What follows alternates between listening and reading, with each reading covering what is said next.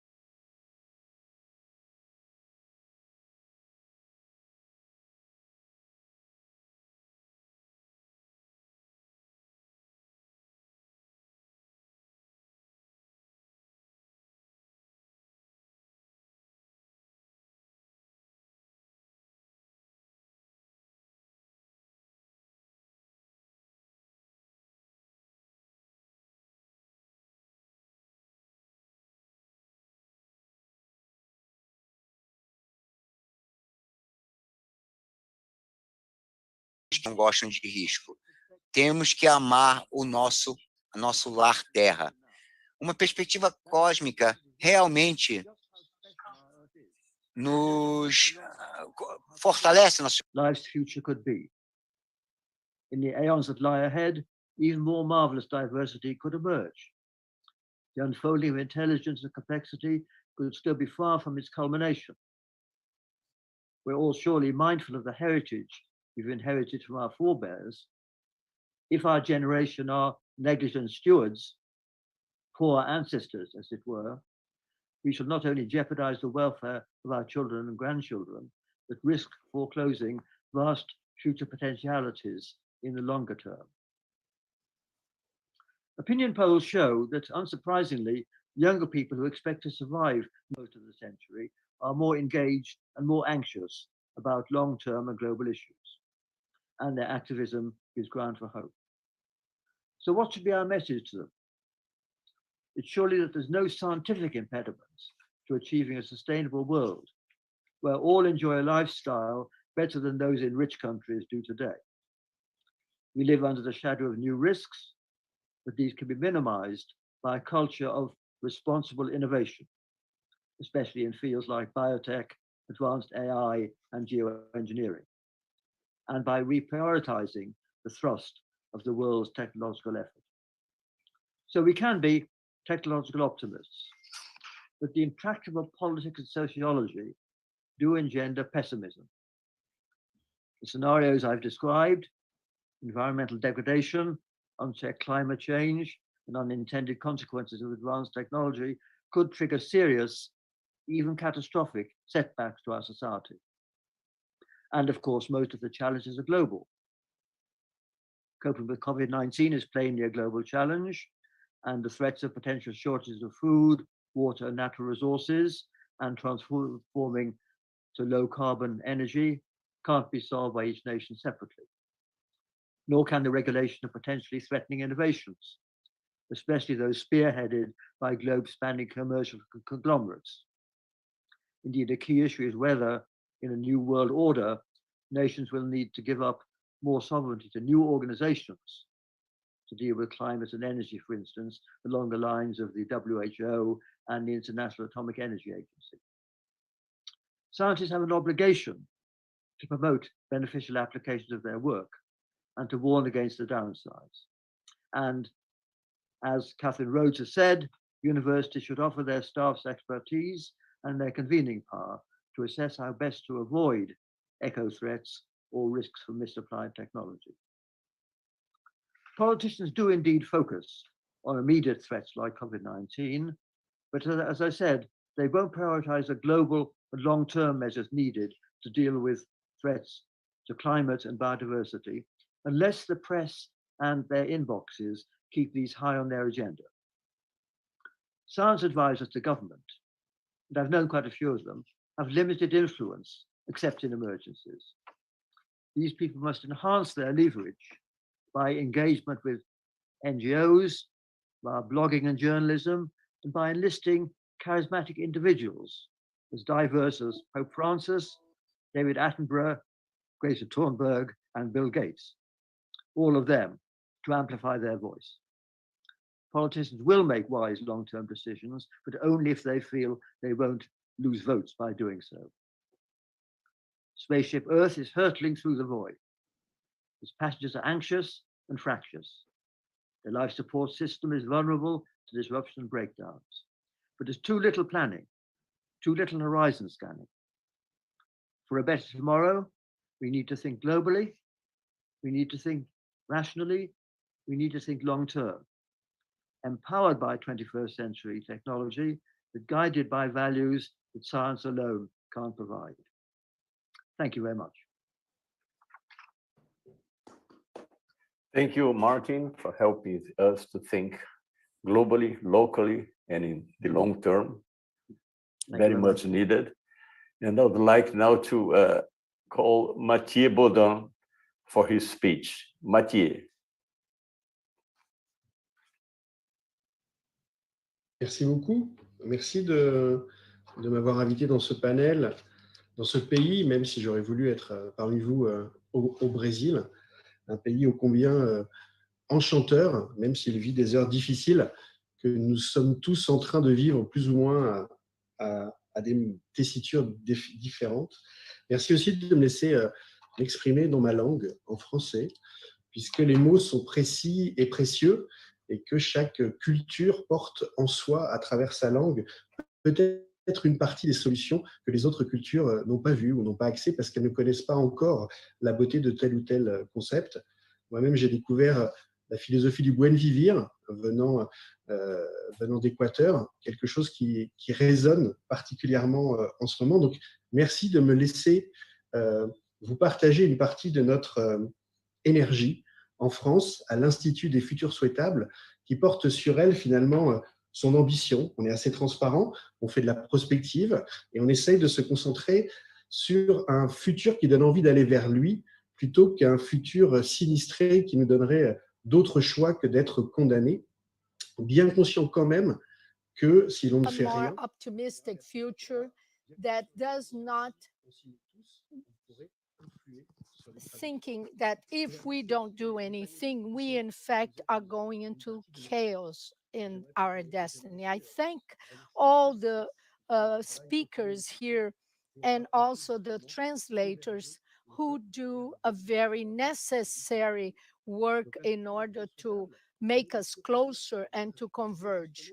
So the future, the desirable futures maybe have inflamed the discussion of the 20th and 21st century as it brought a plurality to our scenario. So we're going to have different futures. So I would like to bring the future that has been already inscribed. We have several different dominances here, and that's why we want to have them work together to bring part of what they brought to the world and also inspire public debates about it. As to, we have in our media, we have tomorrow is an increased reality of what we will have tomorrow. We've had the vertical aspect where the environment came to the vertical, and the only hope for human beings is love. This is the scenario of scientific fiction films and books. Giulio Verne in the 19th century had already some of this, something that happened in the colonization of our imagination to come to this scenario. Until tomorrow is generally a result of what we do today. So the perspective is part of imagining the future. As we have perspectives for the future, there are so many varieties as the people involved in prospecting it. That's why it's important to verify that the system, as it was taught in different moments and other occasions, it's very deadly. This is the first scenario. The second one would be, besides this scenario, would be the catharsis or the cathartic scenario. It's very scary to speak about this negative ghost and showing everything that is not desirable as if it was a great ship and where we had a sequence of icebergs on the left, on the right, and it would be difficult to navigate. So we have a scenario of rupture, generally loved by people who love innovation. And now, if we can use it in scale, it transforms everything. And we have the desirable scenario, which in opposition to the first three, will go to its destiny. For example, if we think of 2040, And if we verify what has been done, we may converge. And then we come back and we have a retrospective to come to today and to notice the trajectory and most of all a strategy. Of course, it's difficult anywhere in the world to be able to have time to express yourself and say exactly what we would like to say. That's why we have the importance of the media and all the ones that express themselves. Our plan is to have futures into the future every 6 months. This it's in order to understand time. This is our secret. We must have time to do that.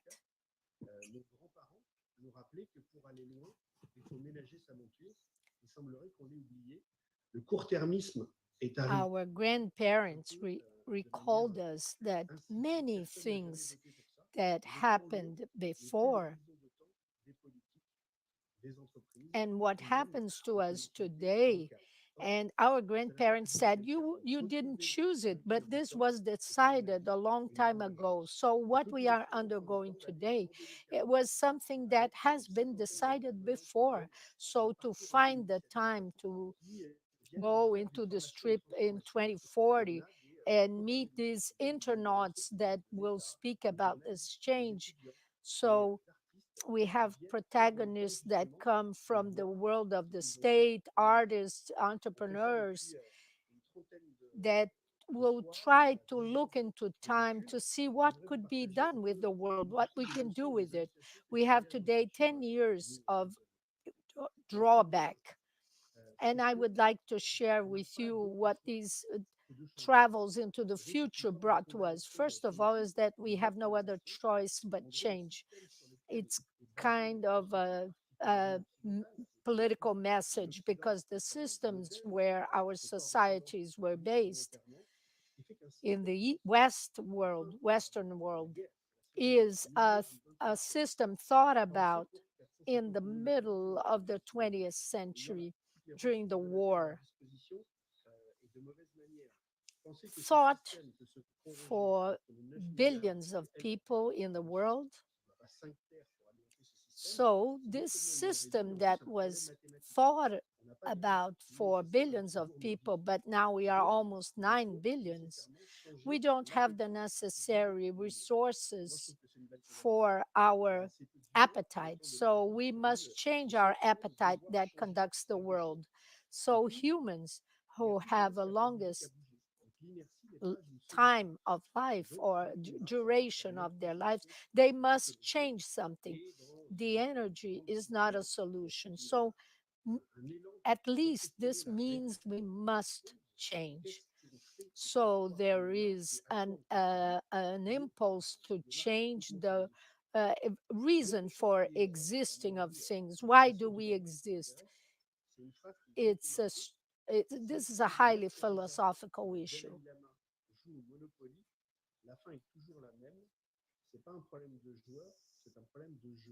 One sentence that always marked me, for example, if Dalai Lama and another spiritual guide will play Monopoly, there'll be two losers, one that will have everything and the other one that has nothing. Both will be losers because it's the system that even when you win, you lose. So we should invent a system today different from today's system. The good news is that it doesn't matter what your initial belief is and even your discipline. When you enter the complexity, you are able to converge. So this travel into desirable futures always has a challenge about the place of unity or union of nature. So it doesn't matter where you talk from, you will be led to consider the place of humanity regarding nature. This was our heritage from Renaissance. And today, everyone asks themselves about this, even with a little bit of delay. So many peoples did not miss this link with nature that we in the Western world lost.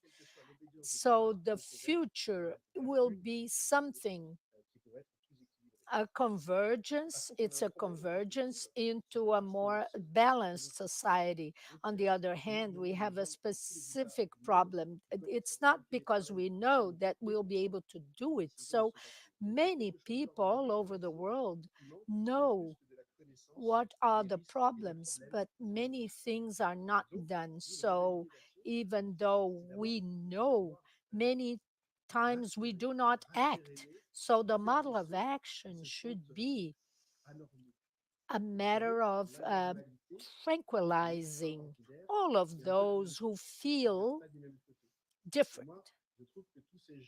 So I think that all of the people who want to do something different are not abnormal. They are explorers of the complexity. So we should look at them and we should look at ourselves and say, well, these people, tell them that they are not isolated. They are everywhere in Brazil, in Princeton, in Cambridge, in Japan.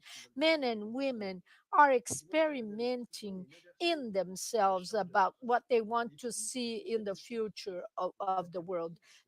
I'd like to go further. There is a reversion in the load of this test.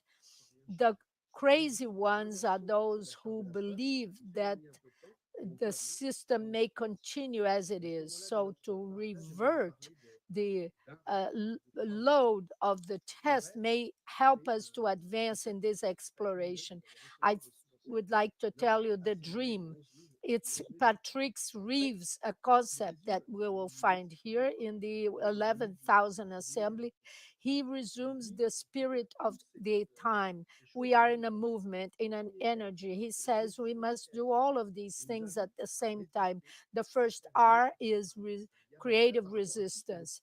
So we invite everyone to say enough to everything we don't want to see in the world again. If you are going crazy with fiscal inspections, charges, etc., you should say enough. Second, we should change in ourselves the change we want to see in the world and practice Gandhi's sentence: elevate is to change the history we will tell ourselves in order to do the change.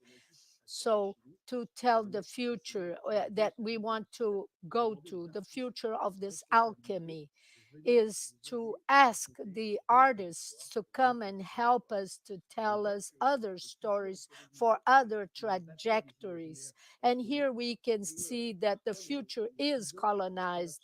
There are battles at this moment, and many times the collapsologists, they speak very closely and paralyze part of our energy that we would need in order to do something different.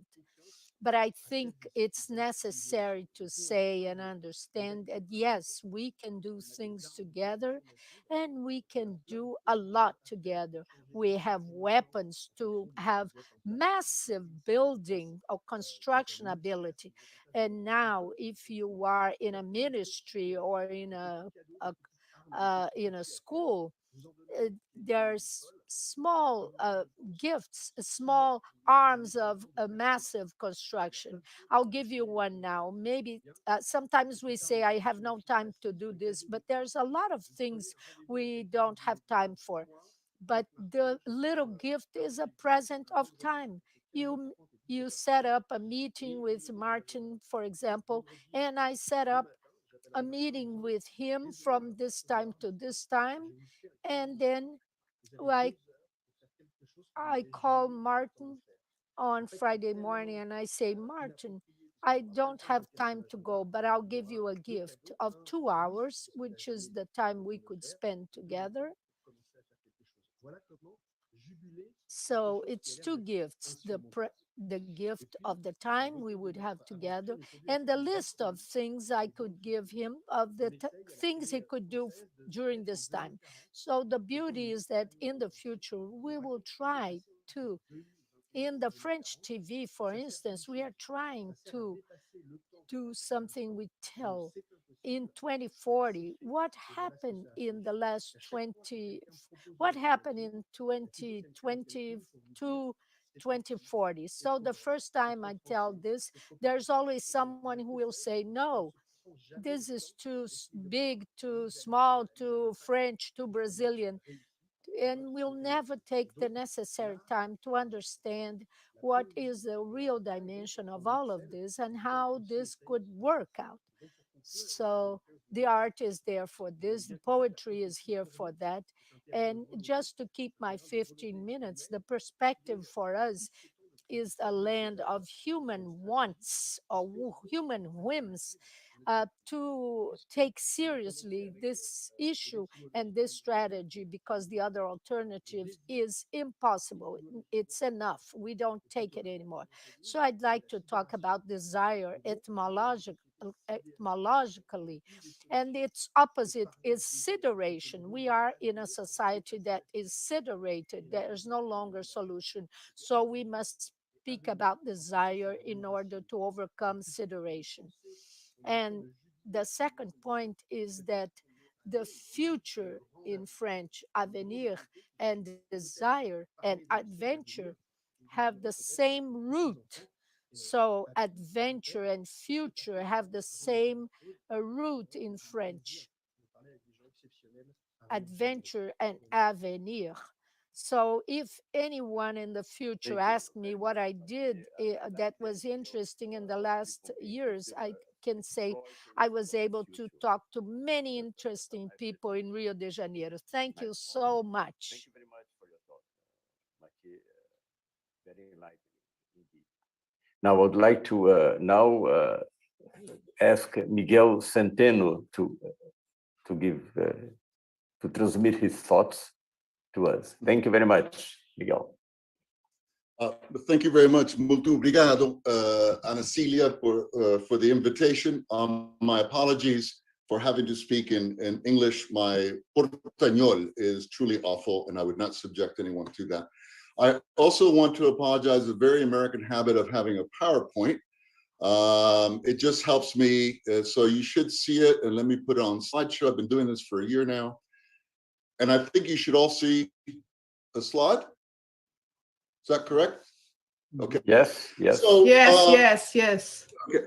So I put a question mark on desirability of tomorrow, and my talk is going to be somewhat pessimistic, because I'm trying to define what the problems are that we're facing and some of the issues that we're going to have to deal with. So just to start, defining the problem, the first part, is the battle between efficiency and fragility. Karl Marx already notes this in the 19th century when he talks about capitalism's almost ability to eat itself, what Schumpeter called creative destruction. Yes, it can be creative, but it can also be very destructive. And we have created a system that relies on massive efficiency, where optimization is the only way to work. If you do not optimize, that is, lower your labor costs, lower your resource costs, etc., you will not survive. And we have created an incredibly elaborate and very efficient system of global production. We now produce more food, more stuff.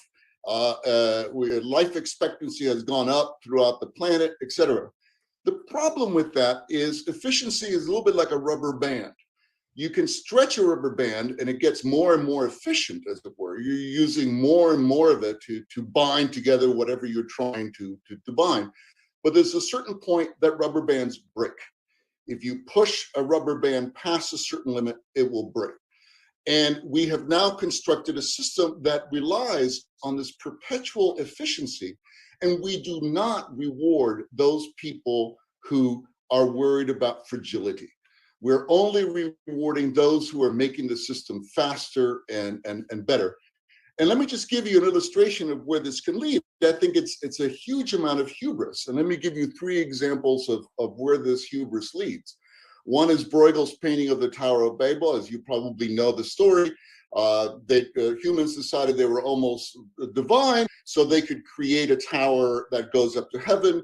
Yahweh gets upset about this, says, no, you don't, introduces new languages, and the tower, like a Borges story, sits somewhere ruined in the desert. The second example is the Burj Khalifa, which is used to be the tallest building in the world in Dubai. And this is my favorite example of technological hubris. Why anyone would build a 125-story steel and glass building in a part of the world where A, you have lots of land, and B, temperatures can go up to 125 Fahrenheit in the summer, is beyond me. This is another example of let's make it taller, let's make it shinier, let's make it better, let's make it more efficient, let's show it off. And you can imagine what the fragility is of operating the Burj Khalifa.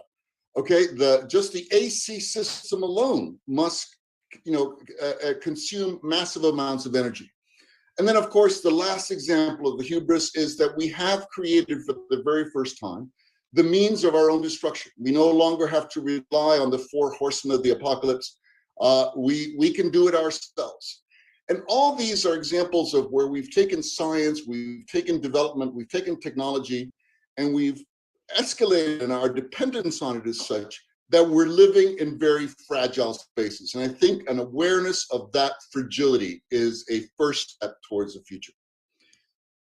The second problem I see it, and this is a painting of the Peace of Westphalia, is that we still live in a Westphalian world. In 1648, we managed to resolve the conflict between faith and rule. We still live in a Westphalian world.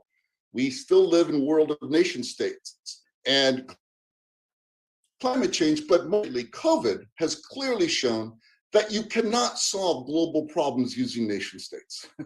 You cannot have governance defined by territory. You get all incredible amounts of injustices, as previous speakers have said, but it also makes problem solving very, very difficult because the problems are global. They're not national. All I can do is save my own house, but if your house is still burning, my house is in danger. And let me give you an example of where this leads. This is from a very famous comic in 1970 celebrating Earth Day in the United States. And you see these 2 characters, Pogo and Porcupine, they're walking through the swamp. And what you might not be able to see, the resolution isn't great. Then they realize that the swamp is full of garbage, pollution, etc. And Porcupine says, it is hard walking on this stuff. And Pogo's immortal line is, yes, son, we have met the enemy, he is us. And I think we're now at the point that the enemy is us. The enemy is not some other nation. The enemy is not some other tribe. The enemy is not some other. We are our own worst enemies because of this hubris. And we have to start recognizing where that hubris is leading and that we cannot blame our catastrophes on someone else. We are responsible for our own catastrophes, and we have to start assuming that. The third problem, I think, is simply who we are. And here I'm borrowing from Oliver Williamson. And if you think about it, we're not a very attractive species. We're selfish. We're opportunism. This is something Oliver Williamson used to teach. Opportunism is self-seeking behavior with guile. So we're dealing with selfish, opportunistic human beings, dealing with bounded rationality. That is, we cannot know everything that we need to know, and we cannot process that information. We're full of biases, and we still have the mystery of collective behavior. We don't understand how we come together. E.O. Wilson, that Martin quoted before, he studies ants, and we understand how ants can do this. We understand the chemistry of ants. We do not understand the social chemistry of humans for collective behavior. So not only are we hubristic, not only are we our own worst enemies, but let's not overestimate what we can do. And a wonderful example of this is the person who shared the Nobel with Oliver Williamson, is Elinor Ostrom. And Ostrom's law was a research arrangement that works in practice can work in theory. And what she focused on was self-organized governance. basic, and the two elements are trust and enforced reciprocity, clearly enforced reciprocity. That we have to deal with systems. We're not going to get, my dissertation was on technocrats. There is the technocratic temptation to come up with the model, with the solution. That's not going to happen on a global basis. At the same time that we cannot be in nation states, we can also not expect that a global solution will emerge from on top. We have to see governance from the bottom up, how different societies manage their collective action problems. And we can learn from ourselves, understanding our own limits. So again, limiting our hubris, knowing that we might be our own worst enemies, and trying to learn from the bottom up. I think those are, if I was going to say, the three great goals that we're going to have for a sustainable future. Let's say we achieve that, which is already a lot. Then we have three very difficult choices facing us. And I think these are unavoidable choices. One is, the first question of strategy is resilience versus robustness, or if you will, strength versus fragility. We can work to solve problems by either creating walls. Okay, this is the robust. If you see up here, this is where the ball. If you want the ball to rest in the second phase, you have to create this wall. So, and over here, so it will not keep going. This works. This is the principle of a castle wall. You simply create some kind of safety. Okay. The problem is that sometimes you can't predict what the crisis will do. And what you want is some sort of resilience. Okay, you want a system that, yes, it can take a change and keep it, but this part will be variable.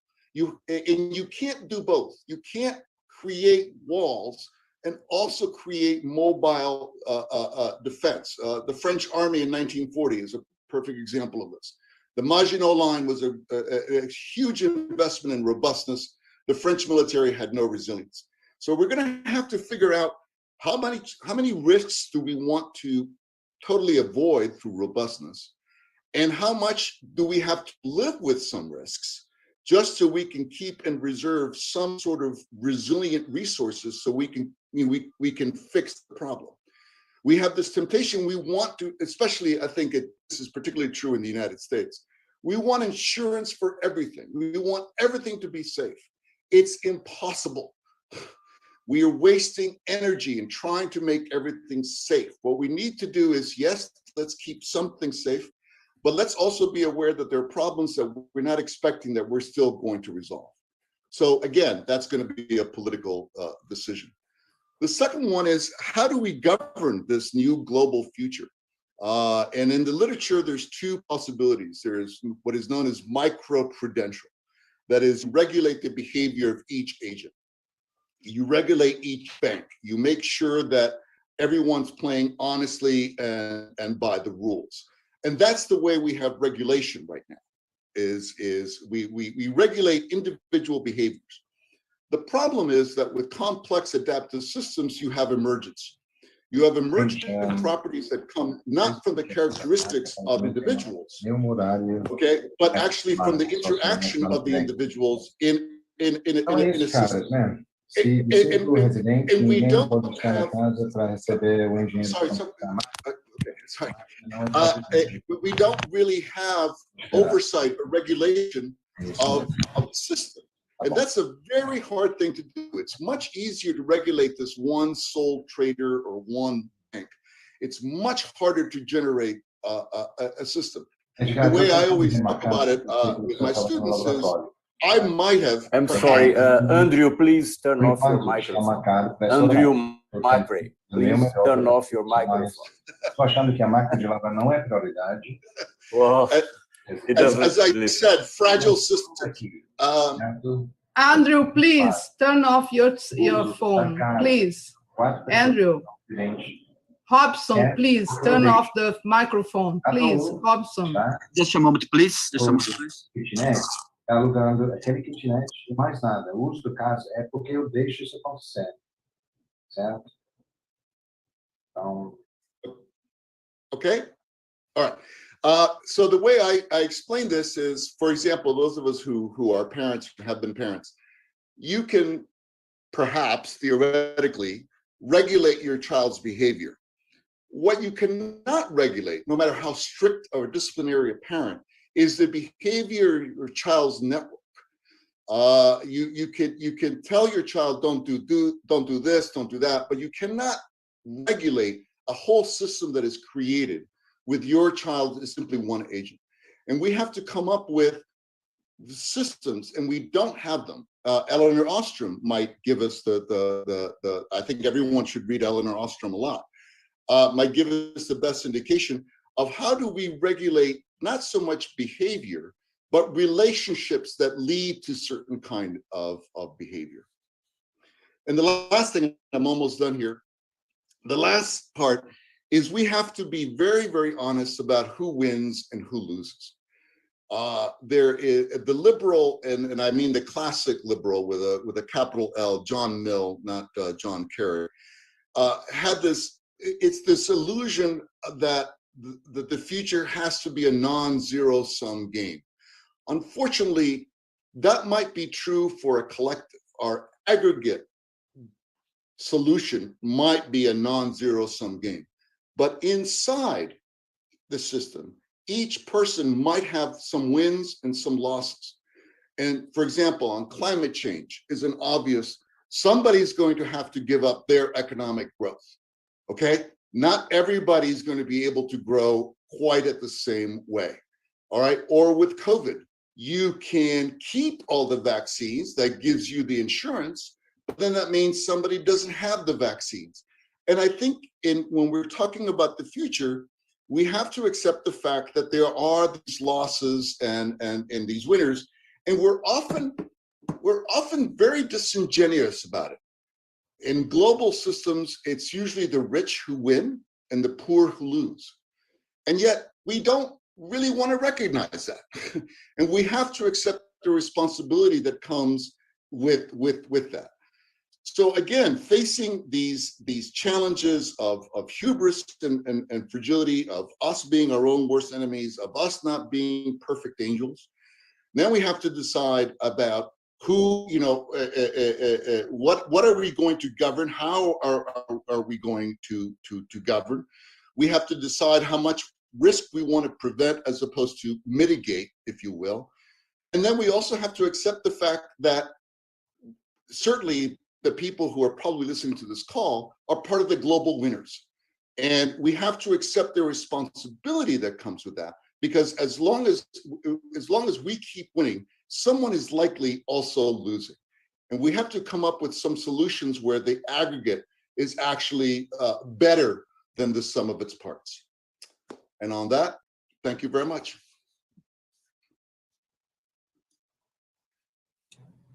Thank you very much, Miguel. Very, very interesting remarks. And of course, I'm quite sure that we'll have opportunity to discuss, the public also, all these inputs you have given to this very interesting and important theme. Now, I would like to call now, let's see, just a moment. Yeah. So Sarah Cornell from Stockholm University. Sarah, please, you have the word. Hello, thank you. I'm hoping you can hear me fine. And I want to just say it's not only Americans who use PowerPoint. Here we go. Let's hope for this. And even though I've been doing it all year, I still feel a bit of a klutz when I do it. Okay. Here we go. Thank you so very much for this opportunity to be involved in an international conference with all the fun and without the carbon that we would have had before. And greetings from Sweden. I want to pick up on several of the themes that we've already heard in this session about global systemic risks, the challenges that today's society faces in terms of resilience to global changes, and of course the challenges that we face fundamentally for the worlds of science and policy. My own long-standing research question is quite simply, where's the human in Earth system science?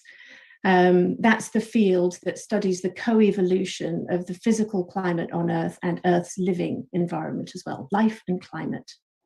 So today, rather than actually describing the science of global change itself, I want to focus more on these really big themes from the perspective of the place of this kind of science, global change science, in desirable and resilient tomorrows. So yeah, let's start by reflecting on risk and resilience and reality in terms of these linked social and ecological changes that play out at all scales, from the very microscopic, like a virus, to the whole planet. I usually use this very broad definition of resilience, just quite simply, the capacity of a system to cope with change and to continue to develop. For me, resilience is a very powerful concept because it links social and ecological change, and also because it spans processes of change that play out across time and spatial scales. We often draw this little loop, a kind of heuristic adaptive cycle. It's a very simple model of change in complex living systems. It's really a defining characteristic of life that it will seek to exploit its surroundings and expand until it hits some kind of constraint. And then its options are crash or change. And this little simple model applies equally well to populations of rabbits in a meadow, or societal reorganizations of the kinds that we've been hearing about, really, of urban regeneration, for example, and also to the kinds of planetary changes that happen, let's say, following a mass extinction event. So when it comes to thinking about the future, I think we've got really important opportunities and maybe scientific responsibilities to learn from Earth's past. In some recent work led by my colleague Will Steffen, we explored the risk of pushing Earth's biophysical dynamics, in other words, these feedbacks between life and climate, into new trajectories that threaten human activities at the very largest of scales. In our Trajectories paper, we examined several natural experiments in Earth history that help us to show the planet's intrinsic capacity to adapt and recover from the kinds of perturbations that we are giving it right now. So I'm just going to focus quickly, I often use this example too, setting today's environmental changes into the very long-term and very large-scale context of Earth history. This graph, I've stolen it from Wikipedia, is a multi-metric reconstruction of just one indicator of global change, Earth's temperature. It goes back 500 million years, and rather confusingly, each panel in the graph zooms in on time. The period that I generally focus on is this relatively stable time of the Holocene, the last 10,000 years. That's the work that we do on, for instance, the planetary boundaries concept that I'll mention later. But I often use this graph to highlight the fact that actually Earth has experienced widely different conditions in its history. But I also want to emphasize that we understand the wiggles on this graph, scientifically speaking.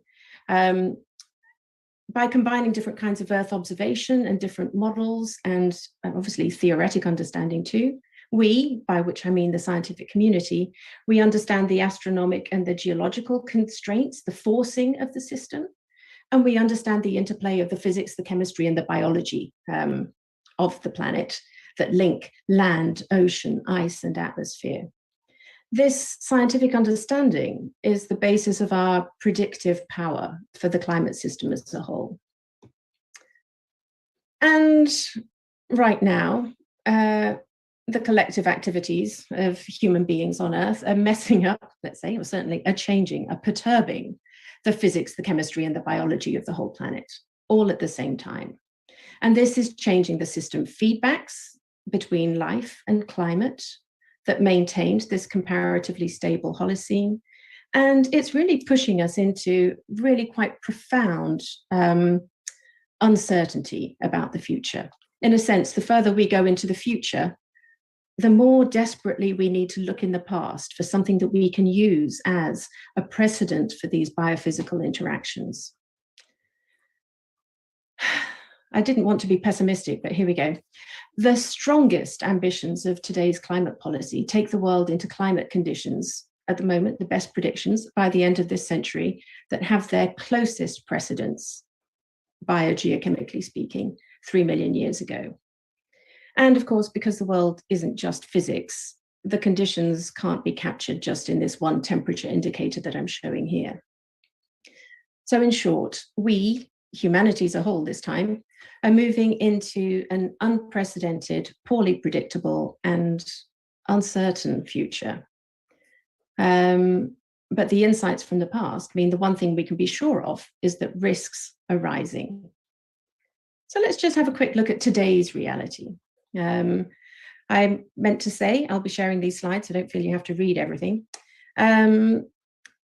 We know that today's world is highly interconnected, and at the same time, that means that people are becoming increasingly disconnected, or many people, from their supporting ecosystems.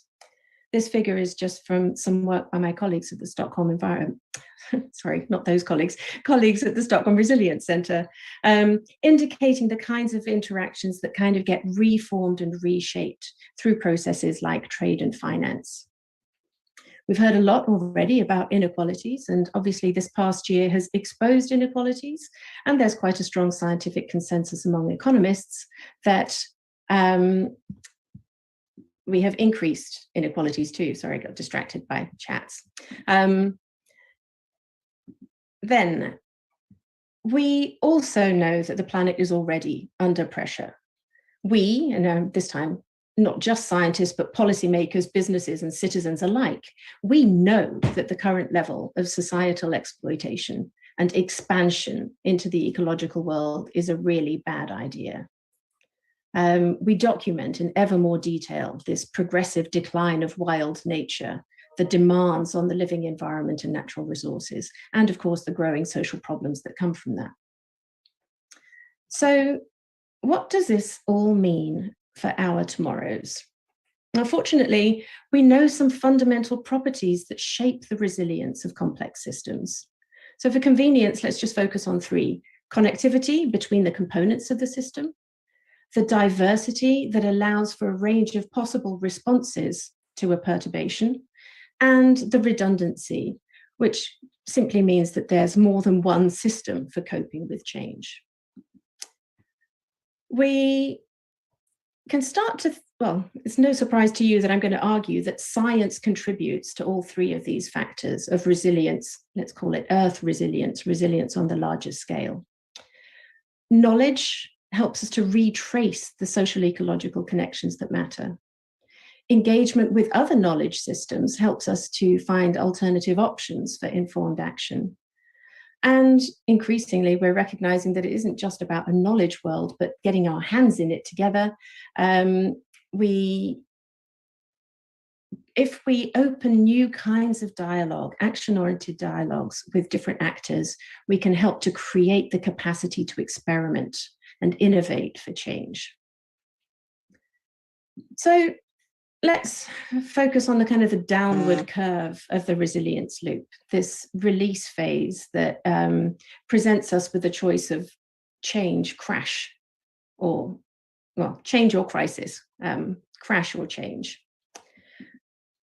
For the last 40 years, I've already shown this little picture, but I'm going to round the point home. Global assessments of unsustainability have been published. And every year they get thicker, they get more well evidenced. And so in that sense, we're not facing a knowledge gap about the future. In recent years, scientists have started to shift to assessing and quantifying the implementation gaps and the costs of inaction as well. You hear that scientists are becoming increasingly concerned about global change. We do our best to synthesize and simplify our messages and transmit them in ways that can be used. The planetary boundaries is a framework that really helps to translate the multidimensional risks that are playing out at global change context. So it's kind of perhaps understandable that scientists are asking, well, okay, we've given people the science. Why isn't the world acting yet? I mean, we've gone beyond saying it's because the social scientists aren't on board now. But I've become more and more interested in this very old idea from physiology of the 17th and 18th and 19th centuries that makes a distinction between crisis, this kind of decisive do or die, rather depressingly, win or lose moment, and lysis, the slow crumbling apart and the slow, unavoidable breaking down of the system of an organism in physiology. But it's rather disturbing when we start to think that maybe we won't see a tipping point, maybe we won't see a threshold, maybe our actions are simply undermining the world that we see at the moment. I did not mean to be pessimistic, I'm sorry. But it can be really helpful if we stop thinking of the environmental crisis like a proper crisis and start to understand it from the perspective of resilience and the perspective of this release phase and the reorganizations that become possible as a consequence. For a long time now, I've described myself to my students as a post-neo-transdisciplinarian, and they think it's a joke. And it's kind of a joke. I mean, it started as a joke, but like the best jokes, it's a serious joke. So I want to talk to you about the challenges that I see now for the science for tomorrow in terms of post-neo-transdisciplinarity. The really inspiring scientist Stephen Schneider wrote a very long time ago about transdisciplinarity. That's where we bring our knowledge from different disciplines together and we try to inform action in society about it. I love this quote about the morally reprehensible status of universities. We'll pick up on that theme too, perhaps. If we don't deal with transdisciplinary issues, taking our knowledge, but back in the 90s, the question was very much focused on this role of scholars, particularly in the science policy interfaces that mattered for global change. About a decade later, as people recognized that the technocrats couldn't fix everything, the increasing complexification of society started to get attention. And of course, the multiple claims of knowledge, having to listen to indigenous knowledge, for instance. Imagine the shock for scientists. So Galopin and his colleagues focused that, this is why I call it the neo-transdisciplinary part, it's not just the role of science, but the nature of science itself that was changing. And here we are now. Why have I gone post-neo-transdisciplinary? One of my favorite quotes in the last decade or so is from this article by Leslie Head, who points out that, kind of we've got the science on the table, but this is precisely where now we've got multiple ontologies that need to be reformed, renegotiated some way. We, in this endlessly constructed and negotiated world, we really need to be thinking much more broadly about what reality is and how we as scientists may influence it. This is the positive side of post-neo-transdisciplinarity, but the negative side in some ways is something that I want to draw attention to because it's a cause for concern as well. Post-neo-transdisciplinarity has worrying aspects that I think scientists as a whole need to reflect upon. We perhaps overemphasize quantification. The solidity of our knowledge is being politicized and pluralized in this post-truth world. So I think we need to reflect more on the skills for this post-neo-transdisciplinary world we must live in. And here, I think that we can return to the principles of resilience. We can make deeper social ecological connections than just the material level. This is where the zero-sum question might require us to look more broadly at cognitive, experiential, and emotional aspects of life. We need to look beyond the perspectives that have dominated science policy interactions, the privileged and the elite. And of course, we need to think about going beyond these dominant interfaces for global change science and policy to look at the many other channels and arenas that give options for coping under conditions of slow burn crisis. I'm going to stop there. Thank you very much, and I'm really looking forward to the discussions. Thank you very much, Sarah. Very nice talk. In fact, I like the idea of widened dialogues. And I think in Brazil, we are especially gifted for that, in the sense that we do have indigenous people who have notions about the environment that actually are quite close to those that have been developed recently in Europe and in other places about, say, the One Health thesis, human health, animal health, environment health. They consider this for centuries. They have considered that. They have this concept. In fact, Yanomamis here in Brazil, they say that even their dreams are different from the dreams of what they call white civilization. Because they say, it's funny, white civilization, white people only dream about themselves. We dream about the forest, we dream about the animals. So even dreams are different. So, I think the concept of widened dialogue is a very important one, and we should actually have it with people outside universities. And maybe that's a very good way to build a sustainable future. Anyway, now we have 5 minutes for cross comments among you. I don't know if I go through all of them. Maybe I just leave it like that, short comments on what has been said here. Anyone wants to start? If not, I'll just call, with the order we had in the beginning. So let's see, Catherine. Thank you. Yes, because I'm still absorbing a lot of what's been said, I'm not sure I'll articulate that well all my ideas. But I was interested in a couple of things that come out, and from panel one as well, about trying to engage the popular imagination. That seems to come across quite a lot. So I think that's something we need to work on.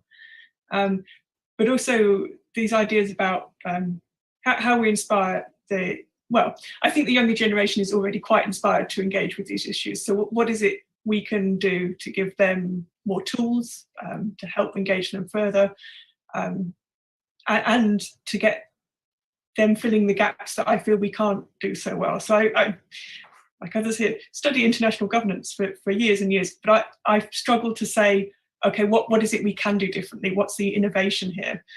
So I would love to see the younger generations coming up with some of the innovations about governance. Thank you. Martin?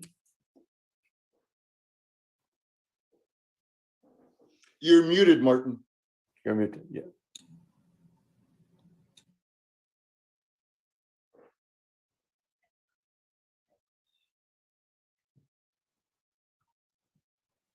This is the sentence most okay. heard nowadays. You are muted. Sorry about that. Yes. Okay, now, of course, we are addressing the world problems, but we are all academics in universities. So I just wanted to focus on things closer to our immediate concerns, and to make the point that I think education, especially higher education, is probably the most sclerotic aspect of our culture, in that it's far too traditional.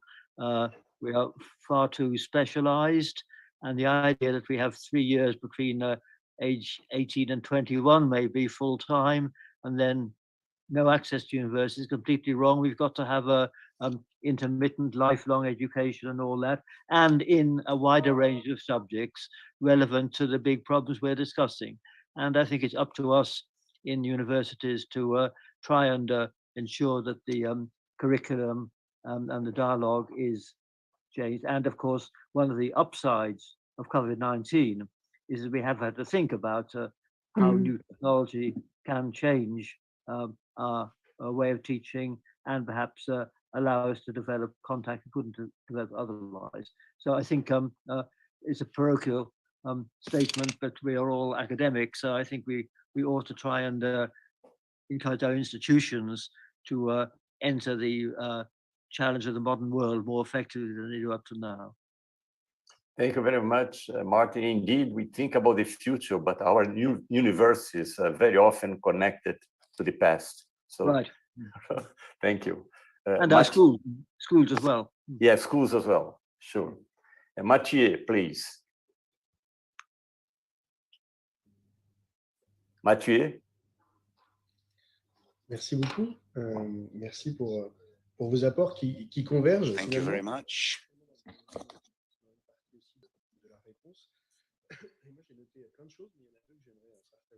It's not really part of what I'm going to say, but it's part of the diagnosis. Luiz, you said that in the discussion regarding the world yet to come, an essential discussion, and I think there's a lot of room for discovery of what's new in terms of technological power, which was the dream of the 19th century. And it can mean connect humans amongst themselves. I think there will be room for a new discovery and a tradition of knowledge in order to rediscover the earth with confidence. I think it's more pragmatic and useful than going to Mars. I think this started many years ago, and something that we I think it's a possibility for us to reach a desirable future. Now, Miguel, you mentioned that in each front, within each boundary, there was one ruler and one sovereign and one religion. And you said we could try to do away with that and kind of liberate freedom, so to speak. I think it's a good one point of freedom would be to declare interdependency instead of declarations of independence, not just among humans, but among humans and non-humans. I think that would be a symbiosis of our selfishness, or else we will just hit the wall head on. So the future I would like to talk to you about is, it's an invitation I'm going to make you. I'd like to invite you to abandon some things. The first A would be to ameliorate something. What could we do better? If we use our time to do better and optimize, the other A would be to adopt something new, something that pleases us. And that could probably lead us to the beginning of a collective displacement and start thinking about something else, another civilization. Thank you.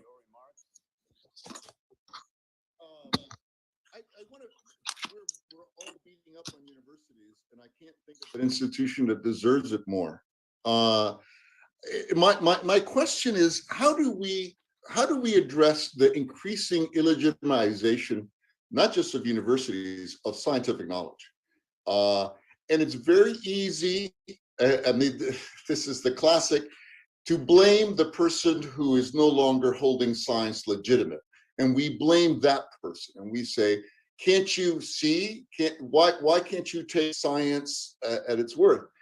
And we very rarely turn the question around and said, what have we done to delegitimize it to such an extent? And I think universities certainly have done that. The elitist perspective, the still disciplinary cones that we define ourselves. You know, I don't know how many tenure discussions I have been part of where it's never asked if the person is smart. It's asked if the person is a good sociologist. Well, actually, I care more about someone being smart than about them being a sociologist. And we've done this, the universities have abandoned this. And just a small other comment, if we were going to focus on anything, Sarah, thank you so much for introducing that term lysis. I'd never heard of it, but I think that's the one word version of what Martin was referring to with the frog inside the boiling water. And I really think that we should start talking more about lysis of climate change rather than crisis of climate change. Because crisis allows us, oh, we'll do this or we'll do that. Lysis is, we don't even know where it became. And I really thank you so much for that concept. I had never heard of it, and I'm going to steal it for many things from now on. Thank you. Thank you. I also enjoyed very much that concept, lysis. Very nice concept, very adequate, very good. So, Sarah, please, your comments. That's a really lovely point to put in, because it's actually, I'm going to give credit to the idea of it came from a PhD student at the Royal Technical University here in Stockholm, Eric Pallier, and he got it from somewhere else too. So in my slides, if anyone in the audience wants to see it, I'll share the slides later. You can trace this idea, and I think it is. I mean, I find the minute I heard him describe it, I went, oh, it hits you in the gut in a very different way than all of the kind of crisis story that we hear all the time. I think there's this very much the language of crisis, and many of my most senior colleagues have been really, I mean, quite rightly calling for action as a matter of urgency, using the language of crisis, saying we must transform now. I mean, I think it opens up a huge range of different options for action. If you think we're not just going to hit a wall and either win or die, but somehow we kind of need to muddle along in a deeply fragile system for a very, very long time because of the near-ish recent past. In the chat, we've had a little bit of a discussion around this idea of obviously youth. And at the same time, we've had this sort of undercurrent of the importance of the great elders, of the traditions, the kind of indigenous peoples, for instance, who hand on knowledge of their place, of their relationships to their world, from generation to generation. So I think there's something really interesting about the telescoping of time that also Mathieu's comments on this too, the kind of, that time isn't what it used to be in a sense. And the upside of all this postmodern kind of hand wavy stuff, she says, as a proper good old fashioned scientist, is that we can explore these multiple temporalities in very new ways. And again, I think that I love the idea of there's several people talking about the good ancestor, that kind of, how does this generation want to be looked back on? Extending the scope of our responsibility from just this quarter or this year or this term of office to, to a much bigger time frame. Oh, there was so much to pick in on this. I'm also really struck a little bit around some of the ideas about the creativity, especially now as, kind of people seem to mix up science and fiction, evidence and hearsay and wishing and greenwash and everything else. I mean, there's so many, at a time when there's so much information at our fingertips, it's becoming so much harder to be discerning about the relationships that really matter, our human relationships and our social interactions. I mean, we can pick up nation states and universities. Oh, there's so much. I've enjoyed this. Thank you. Thank you very much, Sarah. So we are now going to go to the questions from those who are listening to this talk. First of all, I would like to say that if we are here together, and if people are enjoying these talks and all this conference, we owe that to three women, in fact. Ana Célia Castro, who is the director of the Brazilian College of High Studies, Tatiana Roque, who is director of the Forum of Science and Culture, and Denise Pires de Carvalho, who is the president of the Federal University of Rio de Janeiro.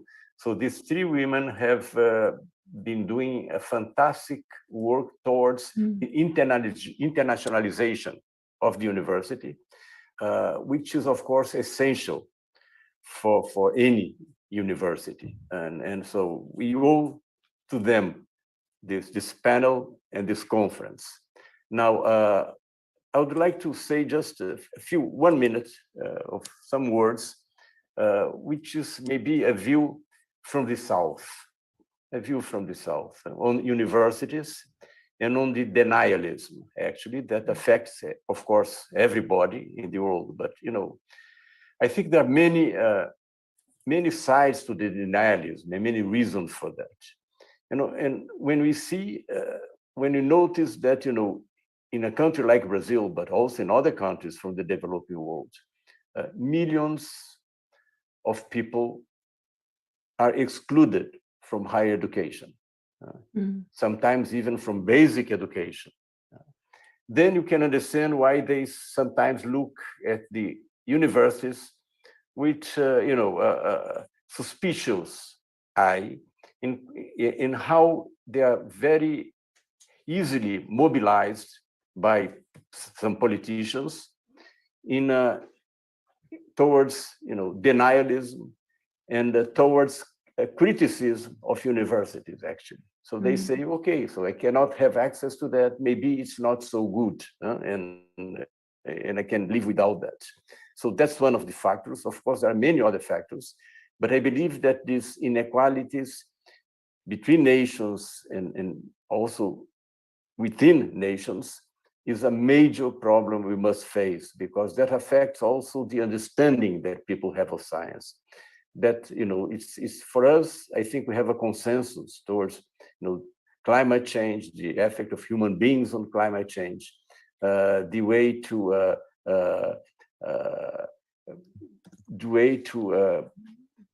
go towards pandemics, the problem of deforestation and the influence of the environment on future pandemics. We know that, but there are millions and millions of people who do not understand that, and we should find ways to talk with them. Of course, just not talk, but I think it's our moral responsibility also to fight against inequality, which means really changing the system, and we should work towards that. I think universities have a very important role in this direction, as long as they become, of course, interdisciplinary, as long as they incentivize interdisciplinary studies, as long as there is communication between these different departments that are very specialized. You have mentioned that, and I think that was very important for you to mention that. And I think that's a major problem that we as academic people can confront. And if I would have a question, it's just one, then I'm going to read the questions from the public. You have not mentioned international organizations. And I wonder what you think about that, because there are, I'm in TWAS, it's the World Academy of Sciences for the Advancement of Science in Developing Countries. The main point of TWAS is capacity building. But then what I find is that science, through this international organization, breaks the walls of fears that have also been mentioned here, the castle walls that were mentioned here, and science helps to go through them. I have seen Palestinians and Israelis working together in this accelerator in Jordania.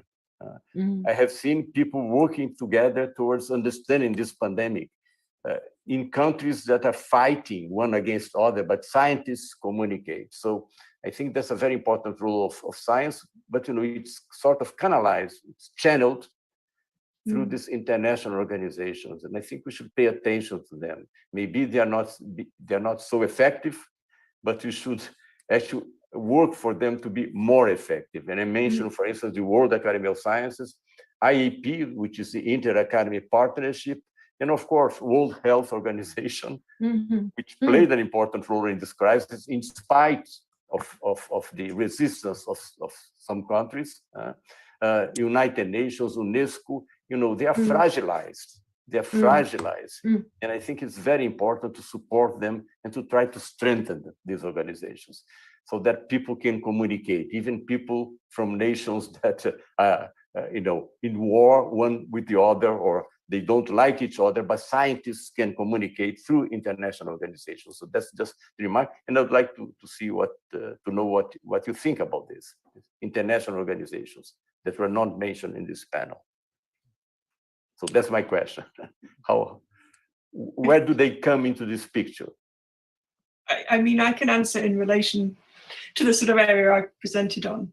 Because originally when I started thinking through these things about scientific responsibilities, so going back quite a while, but it had been, okay, well, you can't really ascribe those responsibilities directly to individuals. It's just so varied what the individual circumstances is, that to tell them that they've got to do all these things and fulfill all these responsibilities is not helpful. But what you do is collectivize that. So where the responsibilities lie within the community, and it often is sort of channeled into things like academies, science academies. And I think what I'd also say is actually getting those academies to recognize the value of the role they have within policy processes is really important. That they form an intermediary between the scientist on the ground, the practicing scientist, and the international level of policy. Because I've been at meetings organized by science academies where they're saying this is a crisis in governance, the international community can't cope with keeping pace with science and technology advance. And part of my message back to them was that, but you're part of governance, you are part of a system and you can play a role. So I think that's a kind of important thing to draw out, that we do have some agency within those political systems. Thank you very much. Let me ask you a question that comes from the public. There is one here, a short question, and then a more involved question. I'll start with the short question. It's a question from Tiago Lima. How those human futures and present can cope with capitalism? I mean, that's an impossible question, but I agree. What's very interesting, I've done this experiment. If you read the Communist Manifesto, instead of where it says capitalism, globalization. And it's not just capitalism, it's capitalism combined with globalization. And despite, with all due respect to Adam Smith, the emergent properties that come out of this combination of globalization and capitalism are not always benign.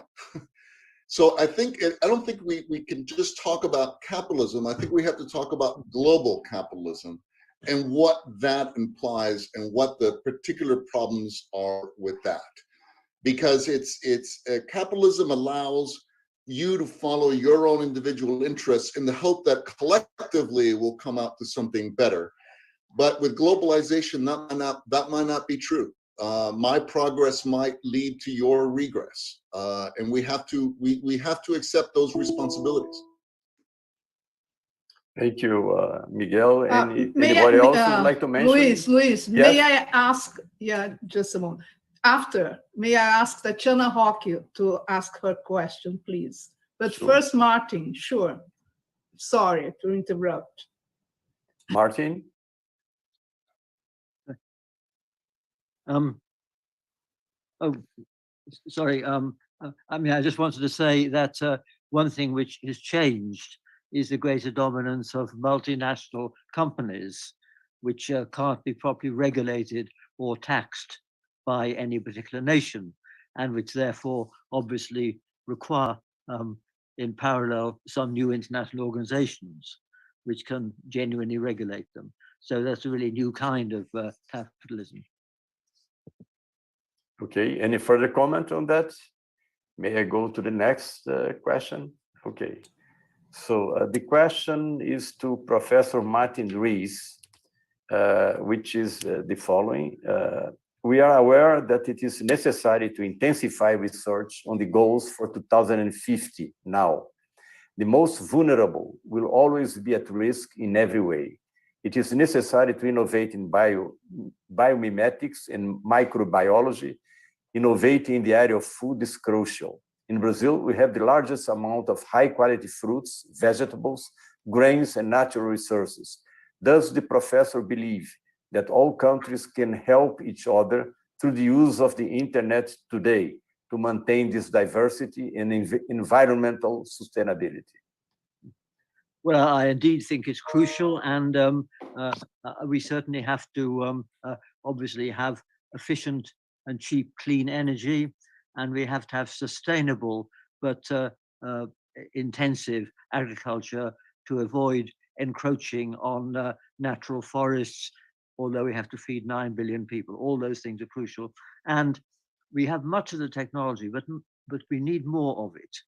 And I certainly think that the countries of the North can do far more by redirecting their research effort towards these problems. In fact, I was just writing an article this morning on the point that in my country, Great Britain, we produce 1.5% of the world's carbon dioxide emissions. We have a plan to go to zero by 2050, but that doesn't change the world very much. But I think if we in our country, where we've got quite a good tradition of innovation, really prioritized clean energy, more efficient and cheaper storage, smart grids and all the rest of it, then that would make it easier and cheaper for countries of the South, countries where they are going to need more energy per capita and have a rising population to achieve those goals without producing more CO2. So I think the countries like my own can do far more towards global net zero by advanced research and development to help countries like India achieve cost-effective clean energy.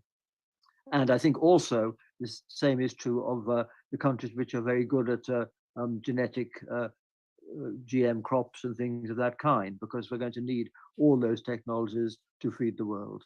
So I think this is a very inspiring goal for young scientists and engineers to try and provide accessible, cheap food and energy for all parts of the world. Thank you, Martin. I think Tatiana Rocky has a question now. Tatiana. Bom, vou perguntar em português, porque eu quero ser bem precisa. Okay, now Primeiro, do we have translations for that into English? Do we? Yes. Yes, we do. Yes. Yes, we do have translation into English. Tá bem. Bom, então primeiro agradecer demais, as intervenções foram maravilhosas. First of all, I'd like to thank for all the interventions. They were excellent. They point out a pathway for us at the university, together with the transdisciplinarity, and it deals with problems that imply in closer links with the university. I'm listening to the translation. Eu estou ouvindo a tradução ao mesmo tempo em que eu falo, então não sei o que eu faço. I'm listening to my own translation. Bom, vou tentar. É difícil se concentrar assim, mas tudo bem. Desliga o fone. Mas eu gostaria de fazer uma pergunta que tem a ver também com a minha própria pesquisa em história e filosofia da ciência e sobre a imagem pública da ciência. Todos vocês falaram da questão da governança, que é colocada num certo impasse com as mudanças climáticas e outras mudanças globais que a gente está sofrendo, e que o nosso sistema de governança parece não ser adequado, né, a esses problemas atuais. E uma das premissas desse sistema de governança, que é muito presente, inclusive, nos fóruns multilaterais, incluindo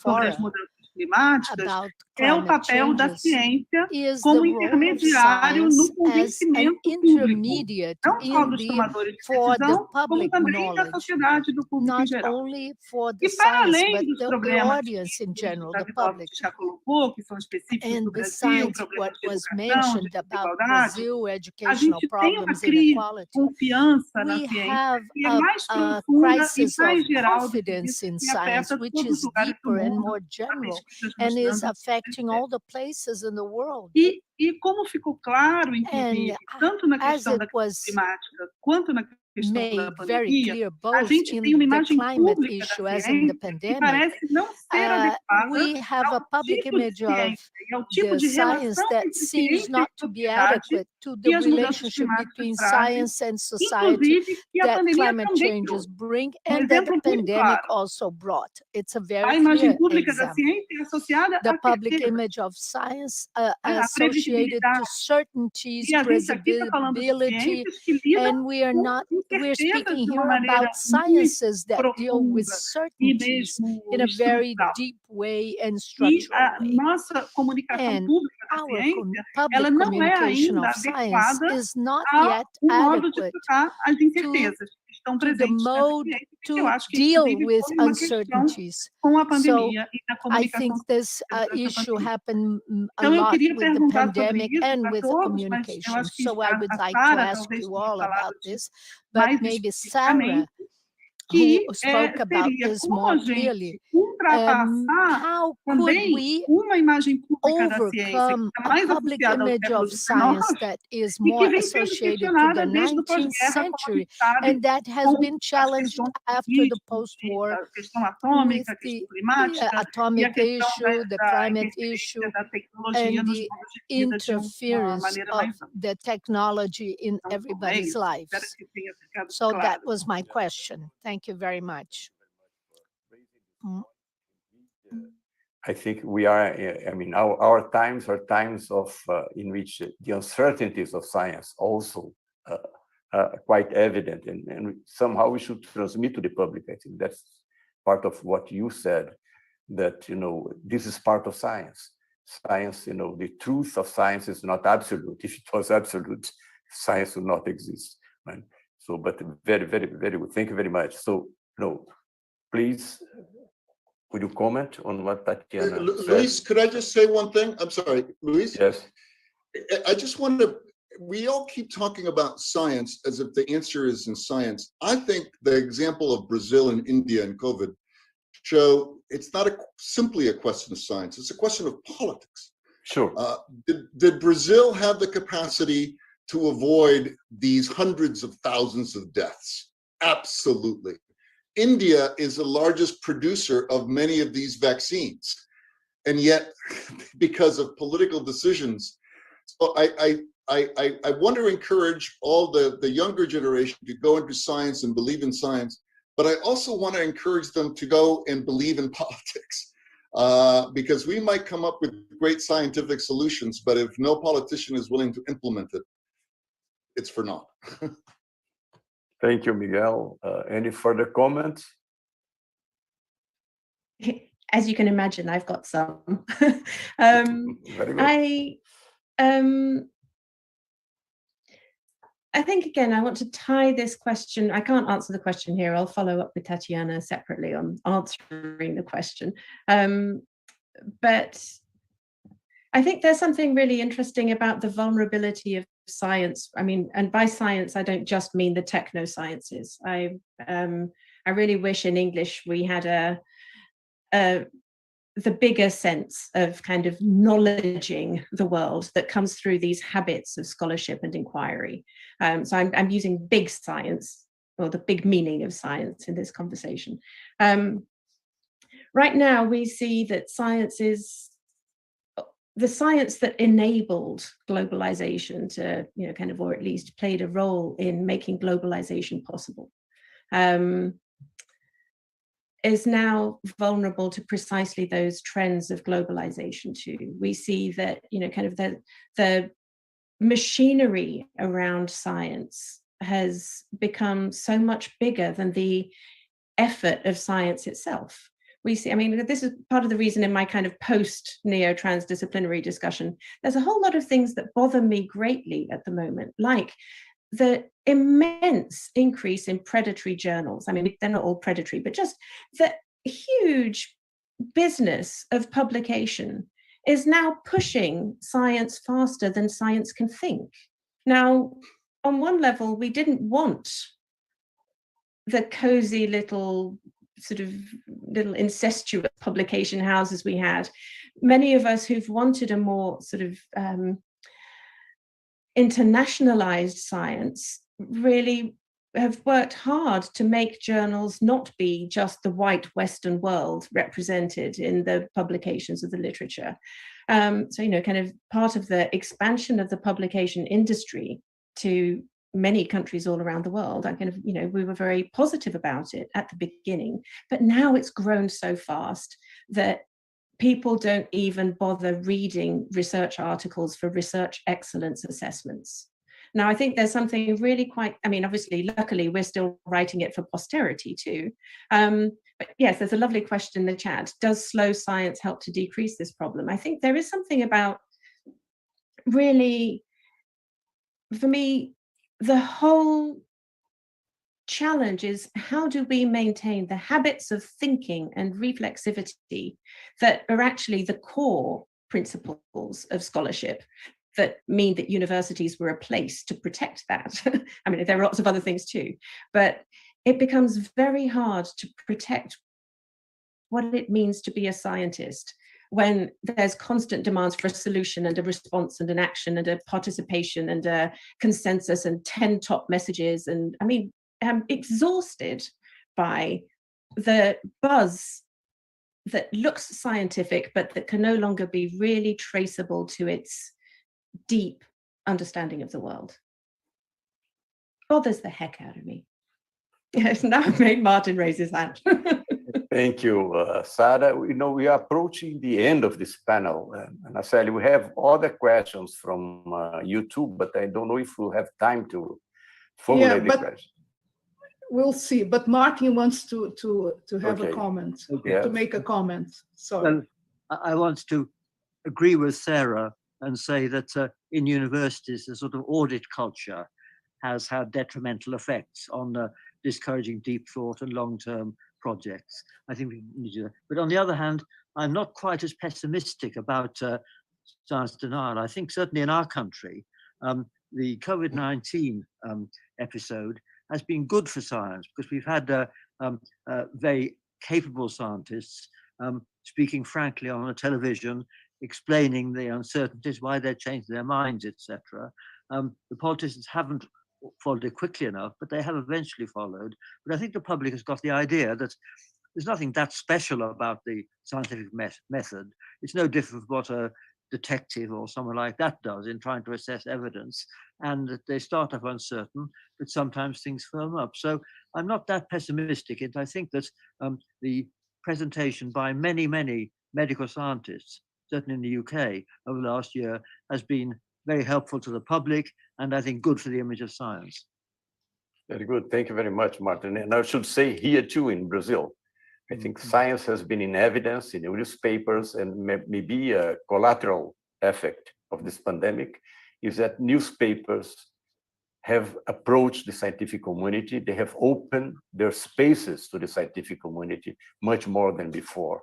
That's true. And as for the connection between science and politics, which was mentioned before by Tatiana, I should say that even some academies of science, like the Brazilian Academy of Sciences, of which I'm now the president, they have a kind of heterodox action now. They're not just talking about science; they're criticizing also the politics of the government, in particular the economic policy that is increasing inequality in Brazil, and that is really having extremely bad effects on the health of the people and on the future possibilities of them. So, I think we have to do that. It's a kind of moral obligation to have that. We talk about science, we have webinars on science, but we also criticize the policies of the government, which are afflicting a big part of the population. So we have now, Anastasia, what we do, we are at the end. So I would suggest that we can send the questions to all the panelists after this conference. I think we have to end now. But anyway, I want to ask all of you that are in the Zoom room to appear. So please, open your videos and your screens, please do it, because then we can just appear and make a goodbye. Priscilla, We should change to Yes. gallery view. Gallery Yeah, view. to gallery view, please. Yes, please. And also I would like to thank the translators because they did a very good job. Thank you. Okay, I thank think you. we can stop recording and then we can just talk a little more. Yes. Can we stop recording, please? It takes a time. It's not immediately. Just a I moment, have to please. wait. Just a moment, please. Okay. I'm afraid I have to go. My poor dog has been barking for the last hour and needs to go out. So I have to go rescue Oh, that's my dog. why. That's why. That's why we have That's- seen you. My dog is not sustainable. Bye. Bye. Bye, Thank thank you very you. much. Bye, Claudio Maretti, Gary Jimsky. Yes. I think this was a great convergence of several positions that all the talks are very, I mean, made a very great convergence of themes and